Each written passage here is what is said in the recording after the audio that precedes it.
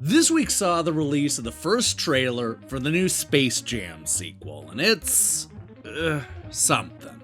It sees basketball great LeBron James teaming up with all of your favorite Looney Tunes characters, including Bugs Bunny, Daffy Duck, Yosemite Sam, the Iron Giant, Fred Flintstone, Yogi Bear, the Joker, that flying monkey from The Wizard of Oz, Pennywise, and...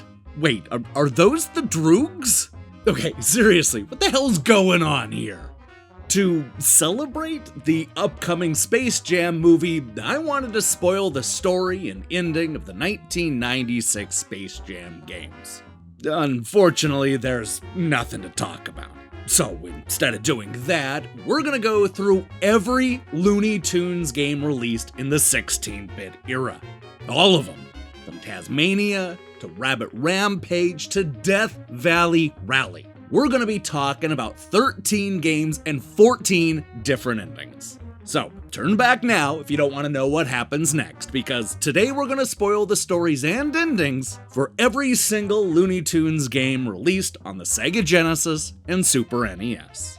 This is Game Over, the early years.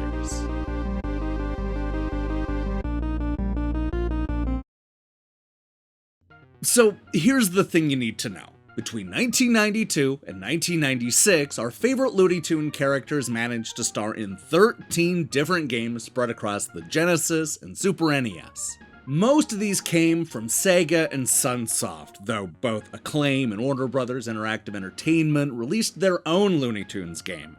Now, it's important to note that that does not include Tiny Toon Adventures or the Animaniacs games, which I think we can all agree are connected to the Looney Tunes universe. But for the sake of this video, we're just gonna toss them into the spin-off basket.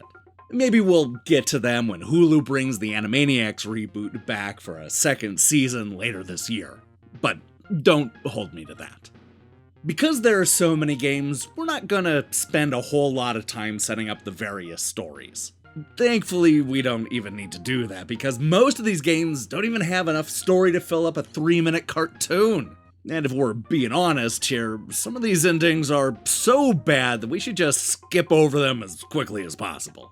Hell, Taz Mania on the Super NES doesn't even have a proper ending. It's just this credit roll. It's easily the worst Looney Tunes ending of the 16-bit era, which makes it the perfect starting point for our animated journey. Our next stop is Bugs Bunny Rabbit Rampage on the Super NES, which has a lot in common with Taz Mania. For most of the ending, it looks like there's going to be nothing more than the credits rolling behind a whole bunch of boxes of TNT. But then, this happens. You're despicable!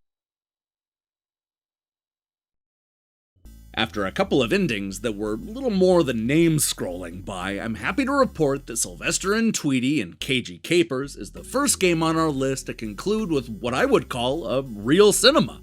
I mean, it's not much of a cinema, but at least it's something. What you need to know is that Sylvester has been chasing Tweety Bird through houses and neighborhoods and laboratories, only to eventually find themselves on a cruise ship with Granny. That might explain why Cagey Capers ends like this. Bad old putty cat.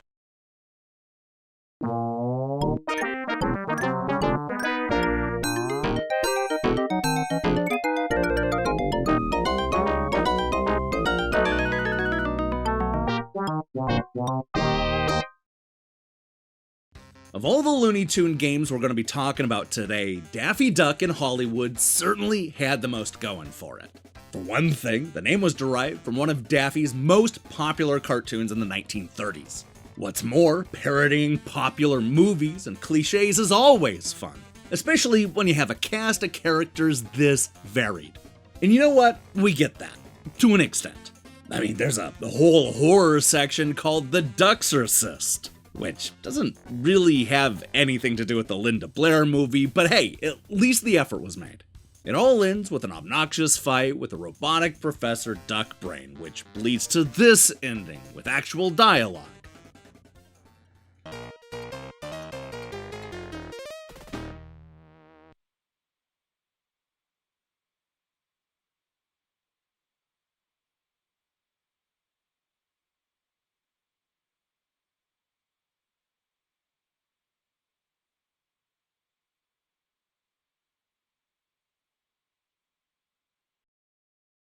To have a good ending, you don't necessarily need to have a long cinema or even a bunch of funny dialogue.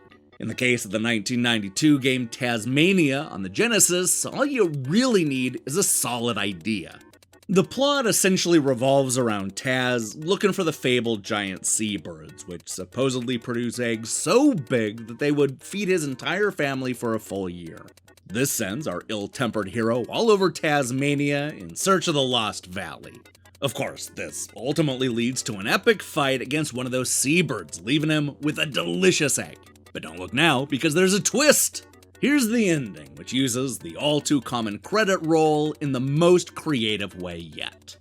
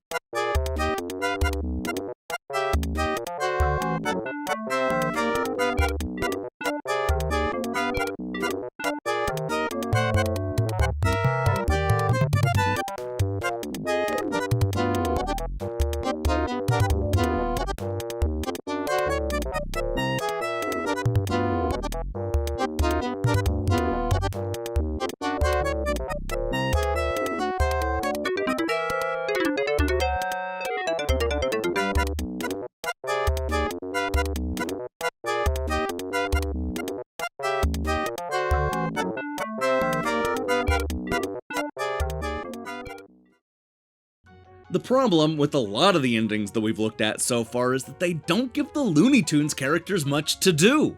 That's certainly true of our next game, Desert Demolition, starring Roadrunner and Wile E. Coyote on the Genesis. But while it may lack quality, it more than makes up for it with quantity. That's right, this 1995 platformer comes with two different endings, one starring the Roadrunner and another featuring Wile E. Coyote. Both essentially look the same, but the differences are obvious. Here are both of the Desert Demolition endings.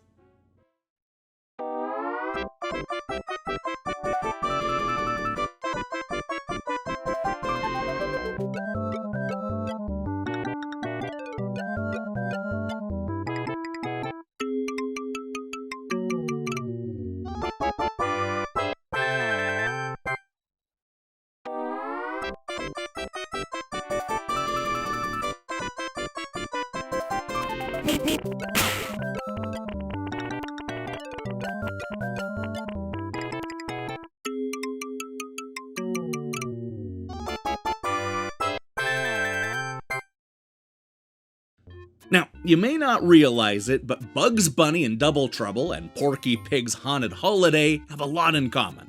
Beyond both being 2D platformers starring popular Looney Tunes characters, they also have what amounts to the same ending. Let's go ahead and compare how both games go about handling the "it was all a dream" trope. Double Trouble starts with Bugs Bunny falling asleep and having a nightmare where Yosemite Sam has been experimenting with a giant carrot serum.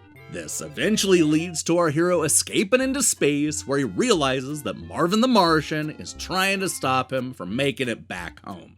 Thankfully, that doesn't happen. And here is how Bugs thwarts that evil plan.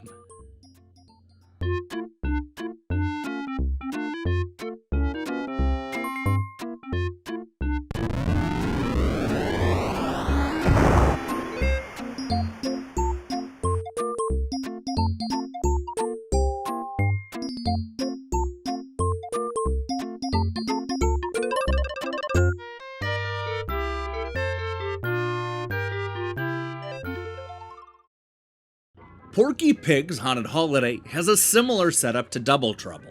On the night before his big vacation, Porky Pig has a nightmare where he meets a bunch of scary characters and has to make it through a bunch of stages in order to wake up.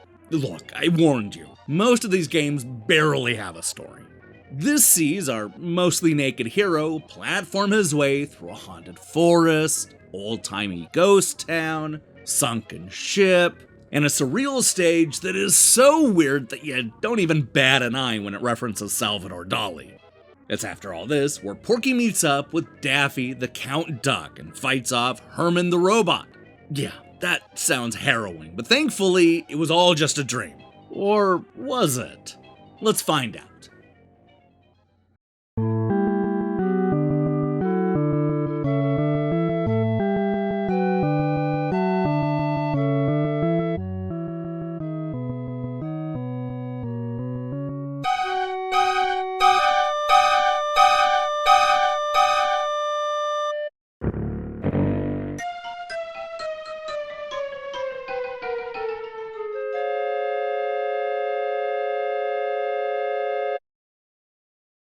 With only 5 games left to talk about, I think it's fair to say that we're finally about to see some good endings. Not great endings, mind you, but definitely good. Of course, that's not to say that the stories are getting any better, because the setup for this game is so flimsy that it barely involves a 5-second long intro cinema. Sylvester the cat kidnaps Speedy's girlfriend, and, well, that's it. It's your typical hero saves the damsel in distress sort of story. Yeah, that's a little disappointing, but at least it leads to a sweet ending. After confronting Sylvester in his evil factory and then using cheese to avoid certain death, Speedy saves the day, and this is what happens next.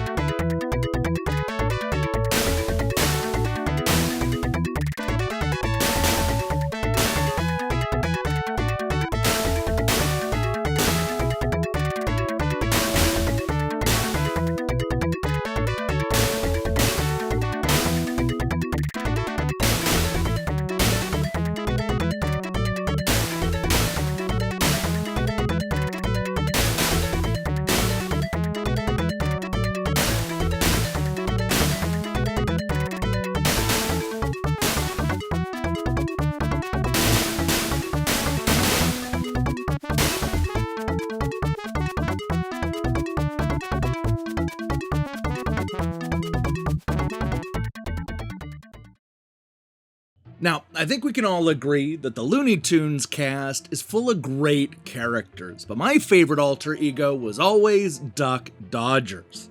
In 1993, Sunsoft gave fans like me a chance to go head-to-head with Marvin the Martian in the colorful Super NES game Daffy Duck: The Marvin Missions, which sees our hero saving politicians and doing everything that he can to make sure the Earth doesn't get shrunk by a powerful laser beam. It's a hodgepodge of ideas and goals, all of which ends with an exciting one-on-one battle with Marvin himself in an upscale gala concert event that he was looking to destroy. I bring this up because it definitely plays into the ending cinema, which I gotta say is certainly the most animated cutscene that we've seen so far.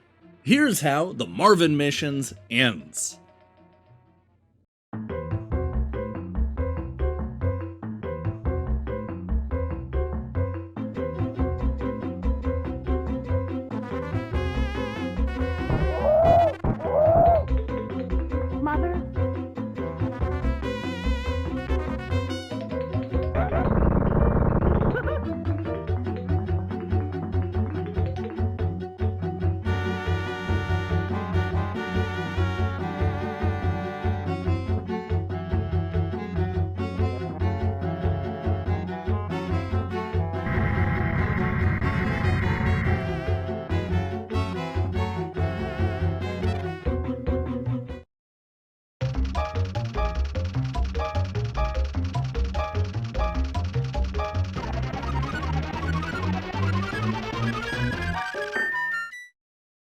Speaking of Marvin the Martian, he also plays a prominent role in our next game, Taz: An Escape from Mars.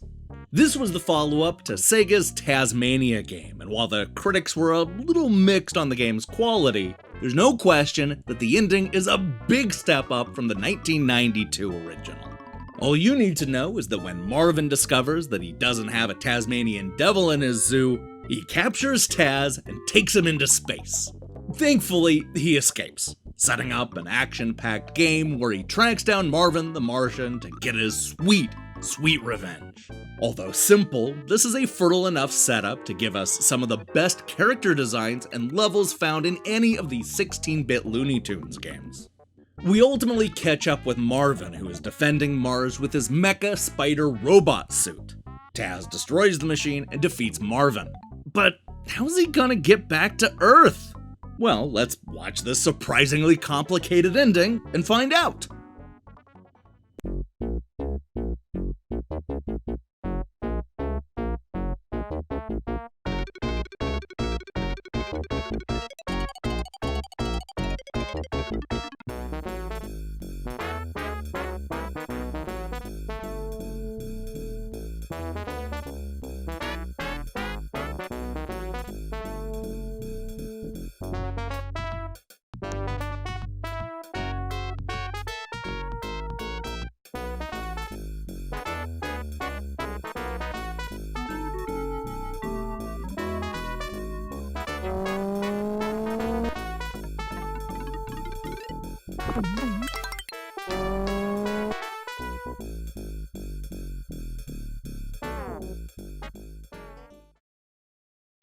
Of all the Looney Tunes games released in the 16-bit era, Roadrunner's Death Valley Rally was one of the best received by critics. It also has one of the best endings.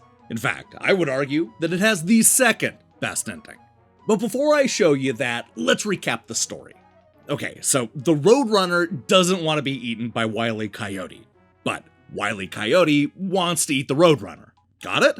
Alright, now that we're all up to speed, here's how Death Valley Rally ends.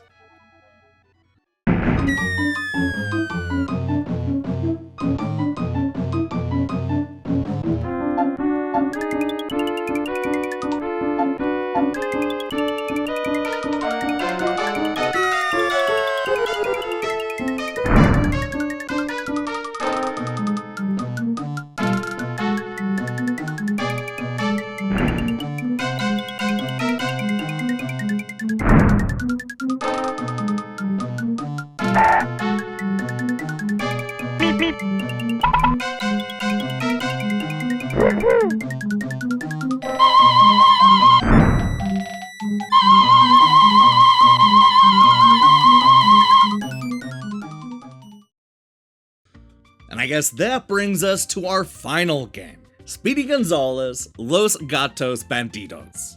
Of all the Looney Tunes games released in the 16-bit era, Speedy comes away looking the best.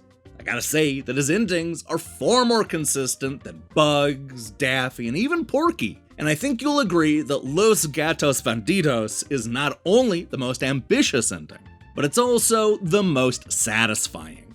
Of course, you won't know it from the setup, which sees a group of cats invade a small Mexican village and kidnap all of the mice. Thankfully, Slowpoke Rodriguez escapes, allowing him to call on his cousin, Speedy Gonzales, to save the day. This leads to a so-so Sonic clone that probably isn't worth going back and revisiting. However, while the gameplay may be disappointing, the same cannot be said about the ending. Los Gatos Bandidos delivers where it counts, as you'll see when Speedy defeats the cat and saves the mice, leading to this great ending.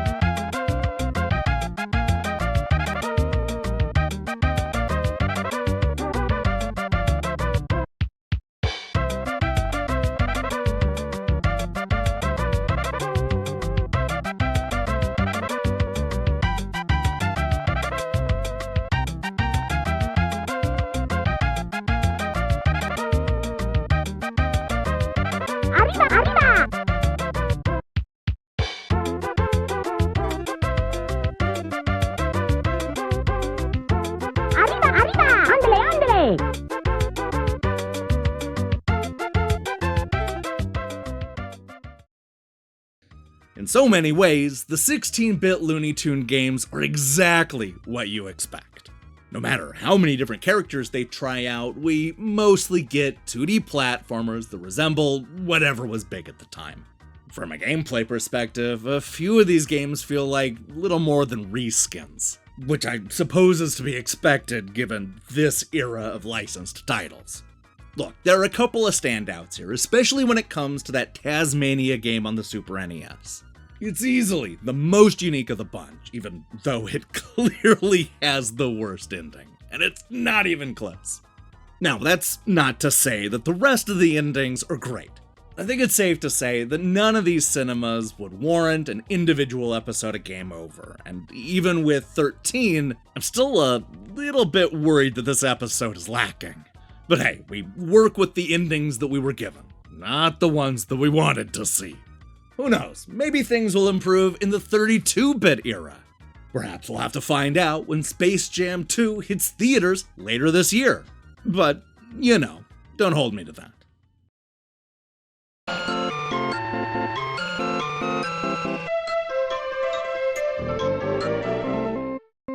That's all, folks.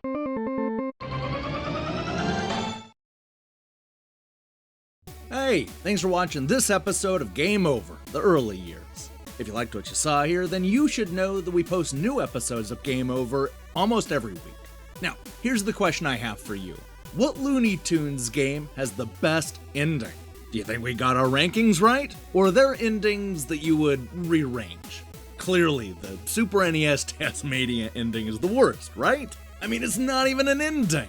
Anyway, let me see your thoughts in the comments below. In other news, we'll be back later this week with a review of Say No More, and either Aloof or Narita Boy. If that sounds good to you, then I strongly recommend you click that subscribe button and support what we're doing here. Until then.